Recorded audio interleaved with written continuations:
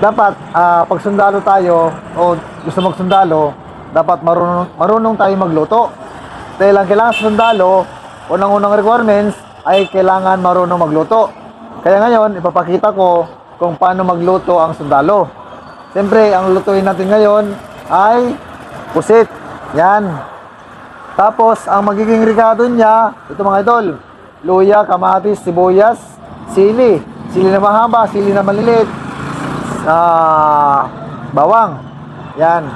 Siyempre, kailangan natin ng bitchin, pamintang durog, pamintang dahon, pamintang buo. Yan ang kailangan natin. Tapos kailangan natin ng suka, tuyo. Siyempre kailangan natin ng sandok. Siyempre nausok na, kailangan natin ng mantika mga idol. Siyempre ganyan lang siya. Yan. Tapos ang next natin gagawin ay maglagay na tayo ng bawang mga idol. Bawang muna. Yan. Yan. Lagyan natin sili dyan. Luya. Yan. Luya. Lagyan natin yung sibuyas. Sibuyas, sili, kamatis. Yan, mahaba. Mag-adjust tayo ng apoy niya para mas mabilis yan na maluto. Durog na paminta. Tapos dahon na paminta. Yan. Tapos buo na paminta. Yan. Ano yan? May buo, mayroon sa durog. Yan. Yan yung ano niya. Kailangan dyan para masarap yung pagkaluto niya mga idol. Ito na yung pusit.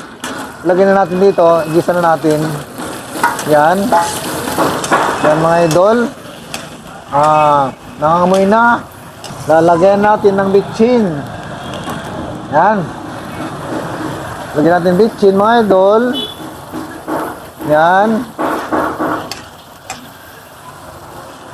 Yan. Siyempre, nagisa ko na. Ang ilalagay natin ay tuyo na, tuyo. Yan. After tuyo mga idol ay suka. Yan mga idol, oh. Yan. Tapos